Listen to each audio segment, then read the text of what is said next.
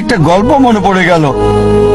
একসময় একজন ফেরেশতা এসে এক লোককে বলল, আমি তোমার উপর খুশি, তুমি যা চাইবে আমি তোমাকে তাই দেব, তবে একটা শর্ত, যা তুমি চাইবে আমি তোমাকে সব দেব, তবে তোমার প্রতিবেশীকে দেব তার দ্বিগুণ। লোকটা বলল, একটা রোলেক্স ঘড়ি আমার চাই। ফেরেশতা তাকে রোলেক্স ঘড়ি দিয়ে দিল। প্রতিবেশী দুটো রোলেক্স ঘড়ি পেল। লোকটি বলল, একটা মার্সিডিজ গাড়ি আমার চাই। ফেরেশতা তাকে মার্সিডিজ গাড়ি দিল। প্রতিবেশীকে দুটো মার্সিডিজ দিল। লোকটি বলল, একটা সুন্দর বড় বাংলো চাই। ফেরেশতা তাকে সুন্দর বড় বাংলো দিল। তার প্রতিবেশীকে দেওয়া হলো দুটো সুন্দর বড় বাংলো। লোকটি পরে বলল, দয়া করে আমার শেষ ইচ্ছাটা তুমি পূরণ করে দাও। কি সেটা?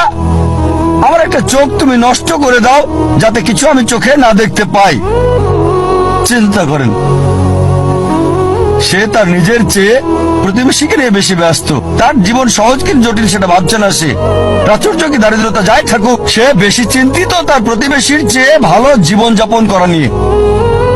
এ কারণেই সে ফেরেশতাকে বলল, আমার একটা চোখ নষ্ট করে দাও, যাতে প্রতিবেশীর দুটো চোখই নষ্ট হয়ে যায়।